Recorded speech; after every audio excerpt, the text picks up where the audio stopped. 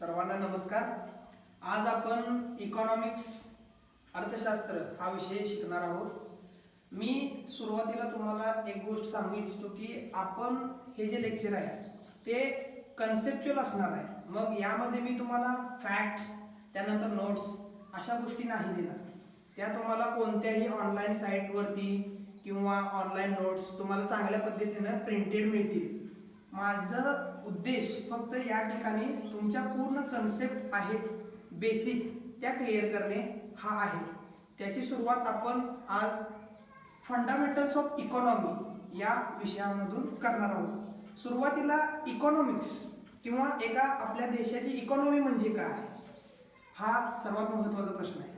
तर इकॉनॉमी आपल्या देशाची म्हणजे आपल्या देशाची जी टेरिटरी आहे त्यामध्ये जितक्या उलाढाली होतात। उलाढाली म्हणजे काय की बाबा पैसे कोण किती कमवायला लागले, त्यानंतर एक्सपोर्ट किती आहे, इम्पोर्ट किती आहे, या सगळ्यांची जमाबेरीज एका देशाच्या टेरिटरीमध्ये जितकी होत्या ती म्हणजे आपली इकॉनॉमी। मग आता सध्या फंडामेंटल्स ऑफ इकॉनॉमिक्स म्हणजे ह्या इकॉनॉमिक्समध्ये काय काय येत आहे, तर पहिली गोष्ट आहे त्या प्रोडक्शन। प्रोडक्शन म्हणजे काय, आपण एखादी गोष्ट प्रोड्यूस करतोय, मग कच्चा माल घेणे त्यामध्ये व्हॅल्यू ॲडिशन करणे। म्हणजे समजा आता काय आहे ऊसाचं उत्पादन आहे, मग आपण ऊसाचं साखर करतो म्हणजे काय झालं, साखरेचं प्रोडक्शन झालं। ऊसामध्ये आपण कारखान्याच्या थ्रू त्यामध्ये व्हॅल्यू ॲडिशन केलं आणि त्यापासून साखर झाली म्हणजे काय प्रोडक्शन। हा एक part. Distribution of income. Distribution of income मध्ये काय येतंय, आता समजा तुम्ही एखाद्या ठिकाणी जॉबला जाताय बरोबर, त्या ठिकाणी तुम्ही 8 तास काम करताय, कोण 6 तास कोण 12 तास काम करते। मग त्या कामा व्यतिरिक्त किंवा तुम्ही जे काम करताय त्याला ती जी कंपनी आहे ती तुम्हाला पगार देते। मग काय ती कंपनी पगार कशामुळे देते की तुम्ही तिथं काम करताय त्यामुळं त्या कंपनीचा काहीतरी फायदा होतोय, त्या कंपनीला इन्कम मिळतोय आणि तुमच्या पगाराच्या रूपात ते काय करते डिस्ट्रीब्युशन ऑफ इन्कम। ही एक महत्त्वाचा पॉईंट आहे। त्यानंतर कन्झम्पशन। कन्झम्पशन म्हणजे काय, आता मी एक ग्राहक आहे, मग मी काय जातोय दुकानामध्ये जातोय, मला समजा साखर लागली, गहू लागलं, तांदूळ लागलं, ते विकत घेतोय। मग हे काय केलं मी कन्झ्युम केलो। कन्झ्युम काय म्हणजे माझ्यासाठी याचा वापर केला, हे कन्झम्पशन। म्हणजे प्रोडक्शन, डिस्ट्रीब्युशन ऑफ इन्कम आणि कन्झम्पशन ह्या 3 ज्या गोष्टी आहेत त्यावरती कोणत्याही देशाची ही इकॉनॉमी चालत असते। हा झाला बॅकग्राऊंड। आता आपण बघूया sectors in an economy. Sectors in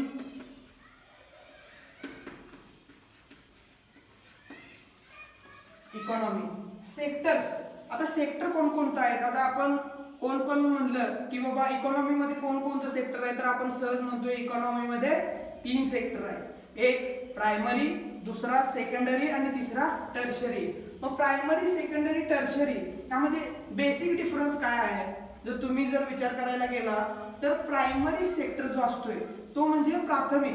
प्राथमिक म्हणजे काय, जो सेक्टर जे क्षेत्र फक्त कृषी आणि कृषीच्या रिलेटेड ज्या गोष्टी आहेत त्याच्यावरती अवलंबून आहे तो म्हणजे प्रायमरी सेक्टर येणार। मग त्या प्रायमरी सेक्टरमध्ये कृषीशी संबंधित पण भाग येतोय आणि प्लस दुसरा कोणता मायनिंगशी रिलेटेड या गोष्टी ज्या आहेत त्या प्रायमरी सेक्टरमध्ये येतात। मग त्याच्यामध्ये आपण कृषीमध्ये किती उलाढाल झाल्या, त्यानंतर मायनिंग मध्ये किती उलाढाल झाल्या, याचं कंबाईन करून आपण प्रायमरी सेक्टरचा टोटल जीडीपी मध्ये किती वाटा आहे ते आपण बघतोय। कळालं। दुसरी गोष्ट सेकंडरी सेक्टर। आता सेकंडरी सेक्टर म्हणजे काय की जे इंडस्ट्रियल एरिया आहे, मग कसं आहे आता बघा साधी गोष्ट, सेकंडरी सेक्टर प्रायमरी सेक्टर याच्यामध्ये किती अंतर आहे आणि किती साम्य आहे तुम्ही बघा। सेकंडरी सेक्टर म्हणजे इंडस्ट्री रिलेटेड पार्ट, म्हणजे प्रोडक्शन ऍक्च्युअल मध्ये करणार। मग प्रोडक्शन करण्यासाठी कच्चा माल लागतोय, मग कच्चा माल कोण पुरवणार, एक तर मायनिंग मधून आलेला कोल, स्टील या गोष्टी मिळणार। कशामध्ये, स्टील तयार करण्यासाठी। समजा एका कंपनीमध्ये जर स्टील तयार होत असेल तर त्याला काय पाहिजे, आपल्याला जो ओर पाहिजे आयर्न ओर, तो कशातून मिळणार, मायनिंग मधून मिळणार। म्हणजे प्रायमरी सेक्टर मधून आपल्याला तो भाग मिळणार।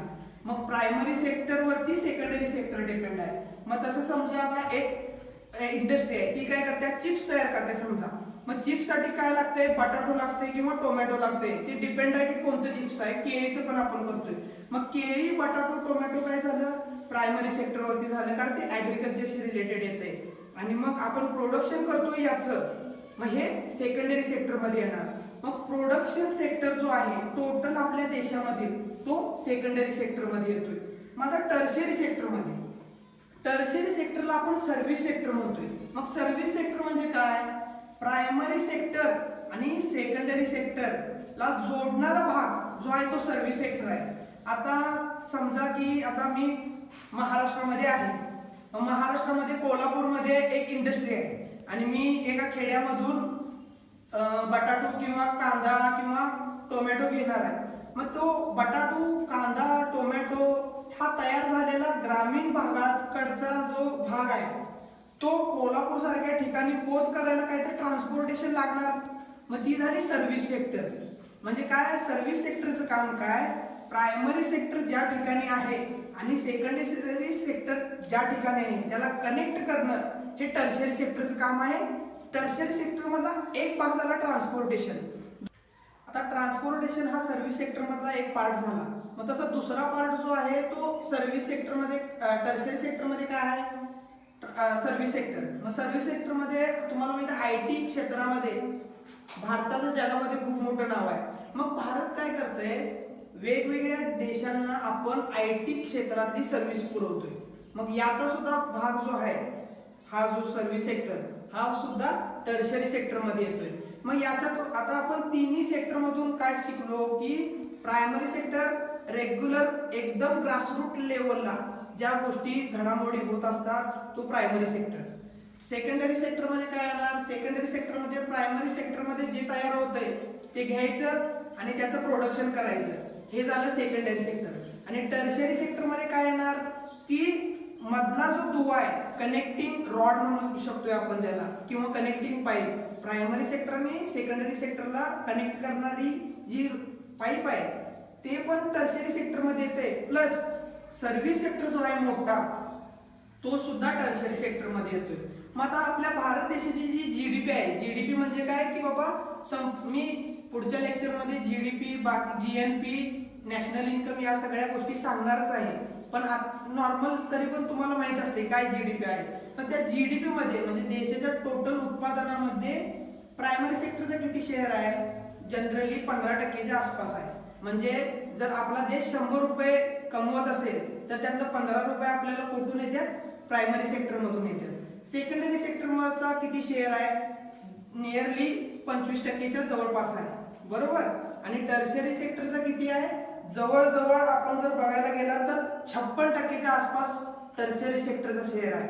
मग याच्यातून काय आपल्याला कळतंय की भारत देश जो आहे आपला तो जास्तीत जास्त टर्शियरी सेक्टरवरती अवलंबून आहे. आणि त्यामध्ये जर स्पेसिफिकली जर तुम्ही बघायला गेलात तर सर्व्हिस सेक्टर मधून आपल्या देशाचं उत्पादन हे खूप होते. पण याच्या विरोधात काय, विरोधाभास काय आहे की सर्व्हिस सेक्टर मध्ये जी एम्प्लॉयमेंट आहे ती कमी आहे as compared to primary sector. Primary sector मध्ये आपल्या देशातील जवळजवळ 50%च्या आसपास लोकसंख्या ही प्रायमरी सेक्टर मध्ये गुंतलेली आहे. मग त्यामुळे हा विरोधाभास पण आहे. याच्यावरती विविध अर्थशास्त्र तज्ञांचे विविध मत पण आहेत. पण तितक्या खोलामध्ये आपल्याला शिरायचं नाही, फक्त तुमची कन्सेप्ट क्लिअर करणं, प्रायमरी, सेकंडरी आणि टर्शियरी सेक्टर म्हणजे काय हा याचा उद्देश होता. आता पुढे बघायचं आहे आपल्याला फॅक्टर्स ऑफ प्रोडक्शन.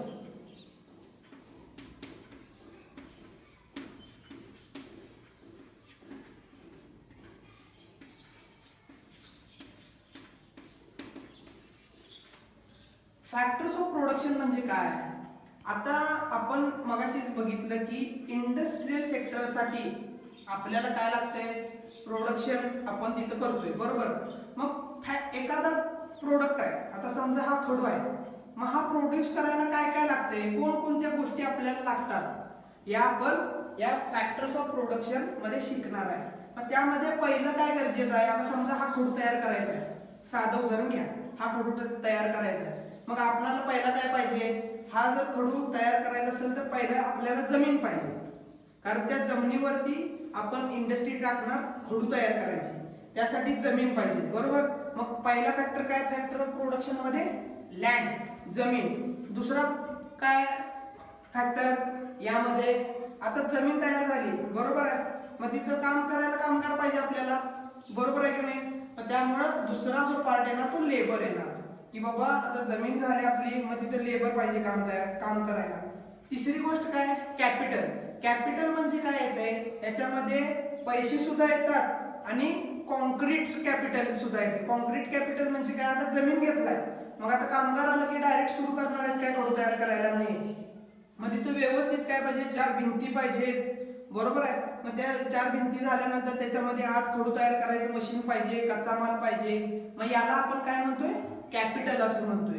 की बाबा लँड झाली, त्याच्या भोवतणी आपण भिंती वगैरे उभा केल्या, म्हणजे खोली झाली मोठी, तिथं आपण खडू तयार करायची काय घेतली, मशीन घेतली आणि कच्चा माल पुरवला. मग हे झालं पूर्ण, ह्या गोष्टी कशामध्ये येतात, कॅपिटल मध्ये येतात. आणि चौथी गोष्ट काय, entrepreneur.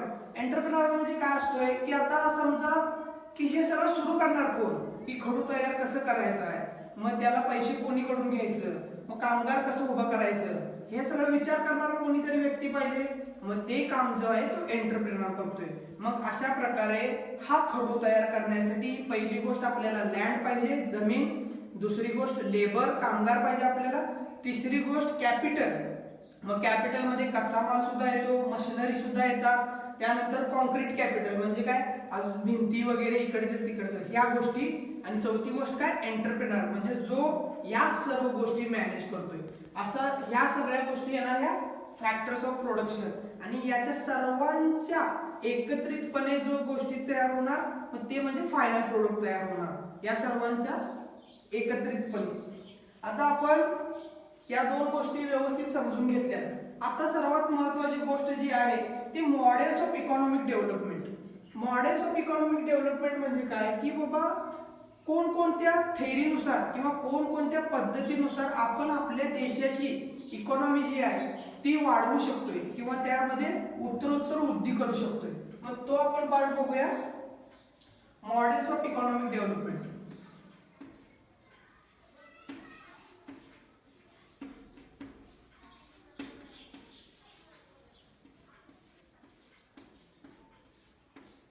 Models of economic development. आता तुम्हाला सर्वांना माहितच आहे की भारत आपली जी इकॉनॉमी आहे त्याची पद्धत वेगळी आहे. काय रूल्स वेगळे आहेत, रेग्युलेशन्स वेगळे आहेत, सरकार वेगळ्या पद्धतीनं आपल्या देशामध्ये काम करतात. तसं अमेरिकेमध्ये रूल्स वेगळे आहेत, रेग्युलेशन्स वेगळे आहेत, मग त्यांची इकॉनॉमी वेगळ्या पद्धतीने आहे. मग आता जगभराच्या इकॉनॉमीचा जर तुम्ही अभ्यास केला तर आपण सुरुवात करू शकतो ती capital economic system. Capital economic system मध्ये काय येते माहिती काय, की गव्हर्नमेंटचा जो रोल आहे तो कमीत कमी असणार कोणत्या पण देशामध्ये. आता अमेरिकेचं उदाहरण तुम्ही घ्या. अमेरिकेमध्ये काय आहे की कॅपिटल इकॉनॉमिक सिस्टीम आहे. त्यामध्ये काय गव्हर्नमेंटचा जो रोल आहे तो रेग्युलर ज्या तिथं मार्केट आहेत, मग त्यामध्ये इंडस्ट्री असतील किंवा सर्व्हिस सेक्टर असेल, बाकीचे टेक्नॉलॉजिकल सेक्टर असतील, त्यामध्ये गव्हर्नमेंटचा रोल एकदम कमीत कमी आहे. मग गव्हर्नमेंटचा कुठं रोल येणार, जिथं आता फॉरेन अफेअर्स असतील, त्यानंतर डिफेन्स असेल, त्यानंतर एकदम क्रिटिकल ॲटॉमिक एनर्जी, या सर्व ठिकाणी मेन जो रोल असणार तो कोणाचा असणार, गव्हर्नमेंटचा. म्हणजे गव्हर्नमेंट कमीत कमी इंटरफेअर करणार.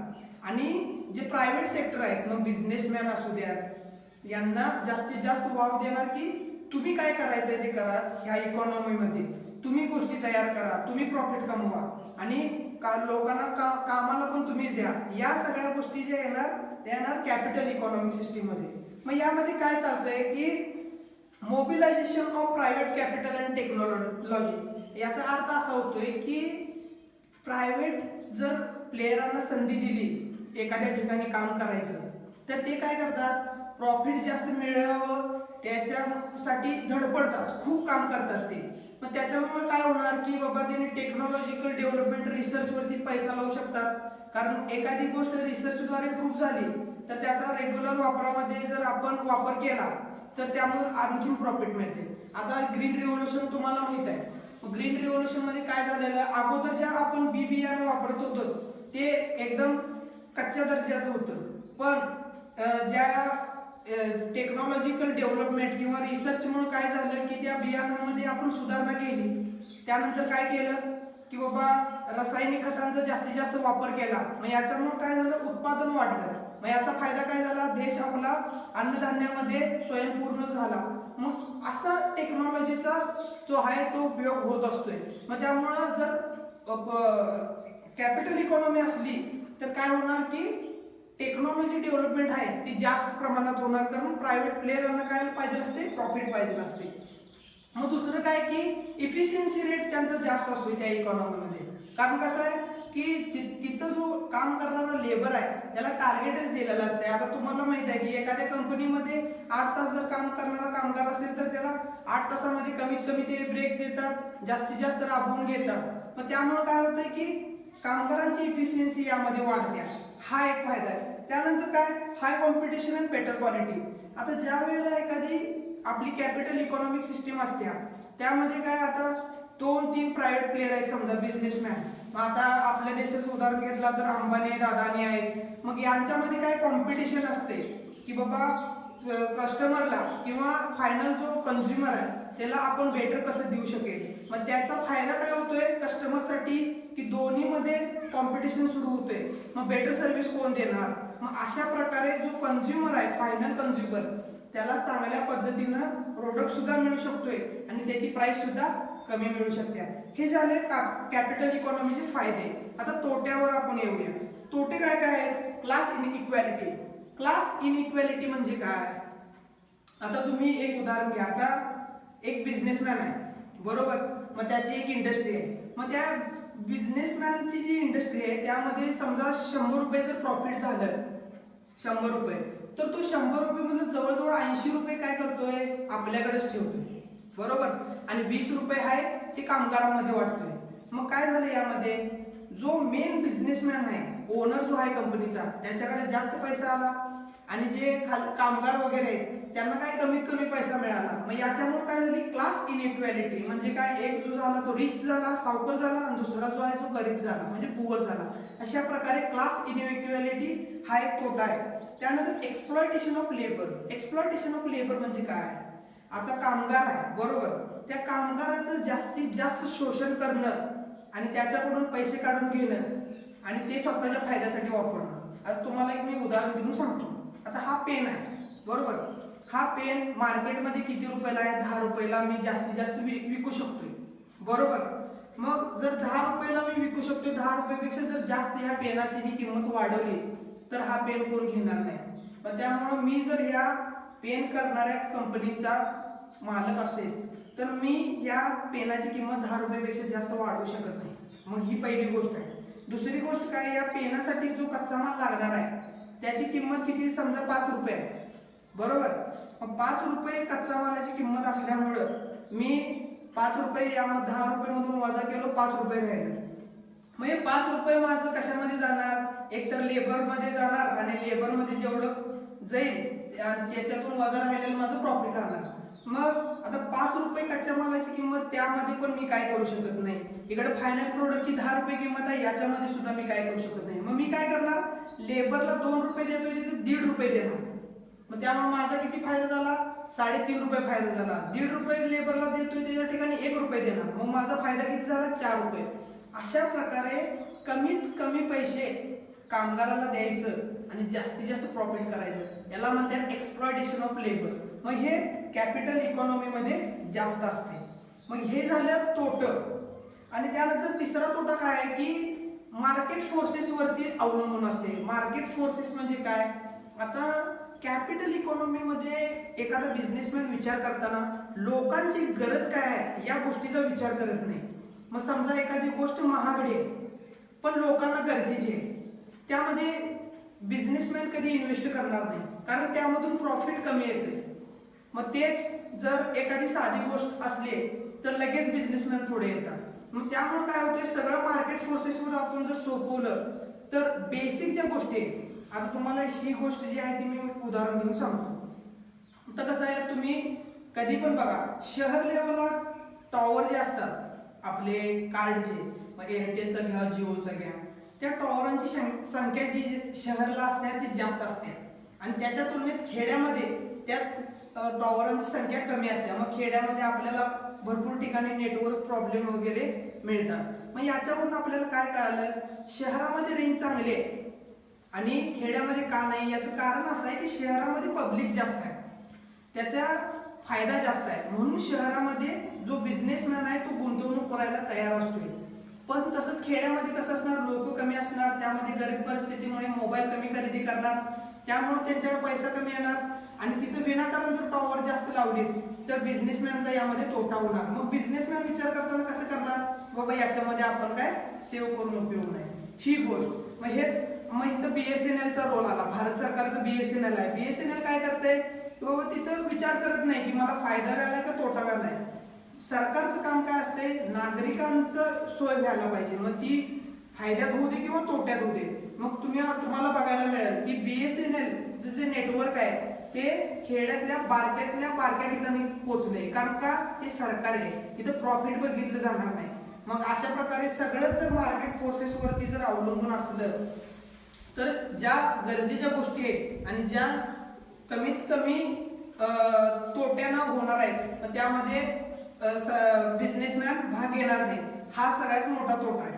हे झालं आपलं कॅपिटलिस्ट इकॉनॉमिक सिस्टीम. आता दुसरी इकॉनॉमिक सिस्टीम आहे socialist economic system. Capital economic सिस्टीमच्या टोटल ऑपोजिट, पूर्णपणे विरुद्ध जी आहे ती socialist economic system. Socialist economic system मध्ये आपण रशियाचं उदाहरण घेऊ शकतो. याच्यामध्ये काय असते, संपूर्ण ओनरशिप ही सरकारची असते, जे आहे ते सरकारचं आहे. जमीन असू दे, इंडस्ट्री असू दे, कोणतीही गोष्ट घ्या, ती प्रत्येक गोष्ट फक्त आणि फक्त सरकारची असणार. मग त्याच्यामुळे काय होणार की सरकार आहे बरोबर, मग सरकार काय करणार, सगळ्या गोष्टी आपणच कमवणार आणि ते लोकांच्या मध्ये व्यवस्थित वाटणार. ह्या गोष्टी येतात त्या सोशलिस्ट इकॉनॉमिक सिस्टीम. मग याचा फायदा काय आहे की इगॅलिटेरियन सोसायटी किंवा क्लासलेस सोसायटी. आता जे कॅपिटलिस्ट मध्ये जे तोटा आहे ते याच्यामध्ये फायदा आहे आणि या कॅपिटलिस्ट मध्ये जे तोटा आहे ते सोशलिस्ट मध्ये फायदा आहे. आता तुम्हाला सांगतो, आता कॅपिटलिस्ट मध्ये तोटा काय होता, क्लासलेस सोसायटी, आणि याच्यामध्ये फायदा काय, इगॅलिटेरियन सोसायटी. इगॅलिटेरियन सोसायटी म्हणजे काय, आता सगळंच सरकार आपलं ओन करते किंवा सगळेच सरकारची मालकी आहे, जमीन पण सरकारची मालकी आहे, त्यानंतर इंडस्ट्री पण सरकारची मालकी आहे. मग तिथं काय करणार सरकार की समजा इंडस्ट्रीमधून 100 रुपये सरकारनं मिळवलं, मग सरकार काय करतंय की बाबा 100 रुपये आहेत, 10 कामगार आहेत, प्रत्येकाला 10-10 रुपये देऊन टाका, अशा प्रकारे. मग त्यामुळे काय होणार की अनइक्वॅलिटी आहे ती कमी होणार, कारण तिथं सगळंच सरकार घेतल्यामुळं काय होणार की सावकार आणि गरीब याच्यामधलं अंतर कमी असणार. हा फायदा जो आहे तो सोशलिस्ट इकॉनॉमिक सिस्टीमचा आहे. No labour exploitation. No labour exploitation म्हणजे काय, आता सगळ्याच गोष्टी जर सरकारच्या असतील तर सरकार का करेल लेबरचं एक्सप्लॉयटेशन, म्हणजे कामगाराला पगार का कमी देणार, नाही देणार, कारण का सरकारचं प्रॉफिट कमवणं किंवा फायदा कमवणं हा उद्देश नसतोय, की सर्वसामान्य जी जनता आहे, गोरगरीब रयत जी आहे ती सुखानं नांदली पाहिजे, सरकारचा उद्देश असते. मग त्यामुळे सरकार काय करणार की समजा मगाचंच उदाहरण मी सांगितलं की सर समजा एखाद्या इंडस्ट्रीमधून जर 100 रुपये येणार असतील तर ते 10 कामगार जर त्या इंडस्ट्रीमध्ये असतील तर काय 10-10 रुपये प्रत्येकाला वाटणार. म्हणजे काय होणार यामधून की बाबा गरीबाला किंवा कामगाराला त्याचा हक्क मिळणार. हा फायदा कशामध्ये मिळतोय, सोशलिस्ट इकॉनॉमिक सिस्टीम मध्ये. त्यानंतर काय असते की बाबा जे मार्केट फोर्सेस जे असतात ते याच्यामध्ये काय इफेक्ट करत नाही, कारण कसं आहे प्रत्येक गोष्ट जी यामध्ये सरकार करणार. तुम्हाला पाणी पण सरकार पुरवणार, तुम्हाला वीज पण सरकार पुरवणार, तुम्हाला कपडे पण सरकार देणार, सगळंच सरकार करणार. मग त्यामुळे सरकार काय मार्केट फोर्स बघणार नाही की बाबा मागणी कशाला आहे, अशा गोष्टी सरकार बघणार नाही, की प्रत्येक गोष्ट सरकार आपल्यावर जबाबदारी घेणार आणि प्रत्येक गोष्ट सरकार व्यवस्थित पूर्ण करणार. हा फायदा जो आहे तो याच्यामध्ये होणार. आता हे झाले फायदे. आता आपण तोटे बघूया. पहिला तोटा काय, negative impact of removal of private property. Negative impact of removal of private property म्हणजे काय, आता समजा माझी 10 एकर शेती आहे बरोबर, आणि सरकारनं आलं आणि काय सांगितलं की तू आजपासून त्या 10 एकरचा मालक नाहीस, त्या 10 एकरचा नोकर आहेस.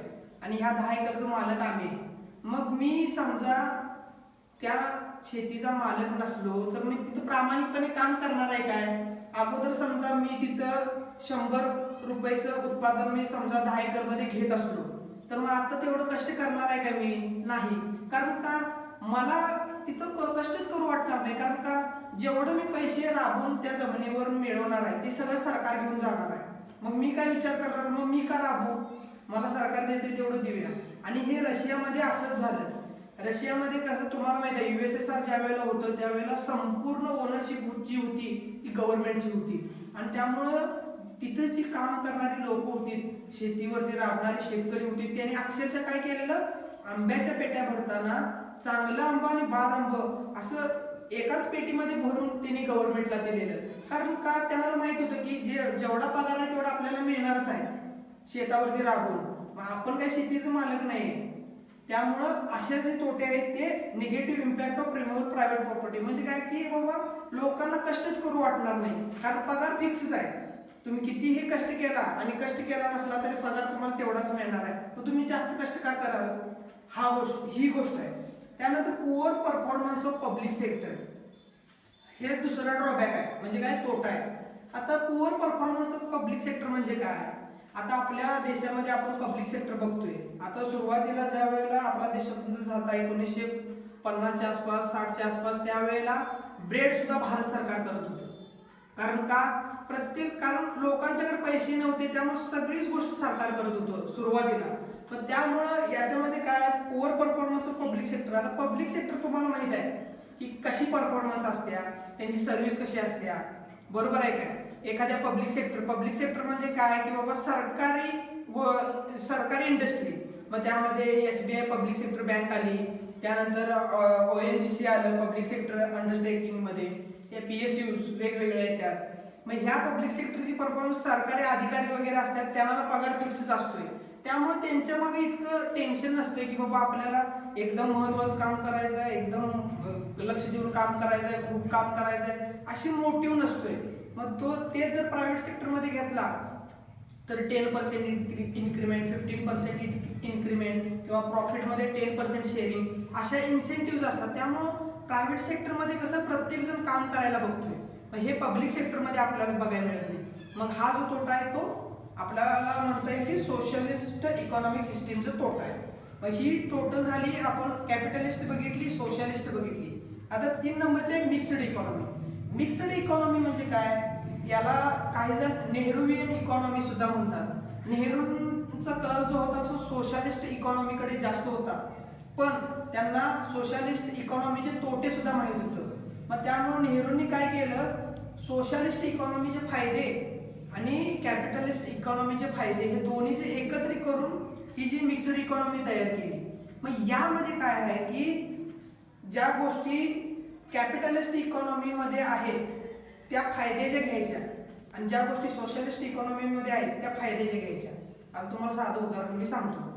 आता आपल्या भारतामध्ये जर तुम्ही बघितला तर जो अवघड किंवा जिथं प्रायव्हेट प्लेयर धाडस करत नाही इन्व्हेस्ट करायचं, त्याची सगळ्याची ओनरशिप जी आहे ती गव्हर्नमेंटची आहे. फॉर एक्झाम्पल काय, डिफेन्स सेक्टर, तिथं पैसे खूप इन्व्हेस्टमेंट करायला लागतात, पण त्या तुलनेमध्ये आपल्याला प्रॉफिट मिळत नाही.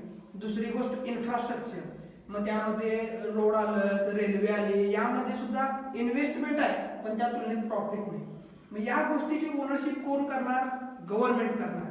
आणि साध्या गोष्टी आहेत की बिस्किट तयार करायचं असू दे किंवा फॅन तयार करायचा असू दे, मोबाईल तयार करायचा असू दे, कपडे तयार करायचे असू दे, या गोष्टी प्रायव्हेट प्लेयर पण व्यवस्थित करू शकतात.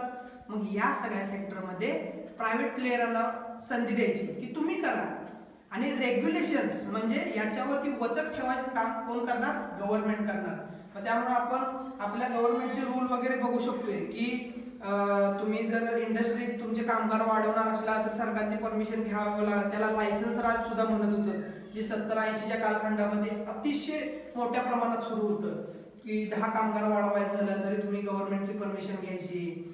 त्यानंतर नवीन इंडस्ट्री सुरू करायची असली तरी गव्हर्नमेंटची परमिशन घ्यायची.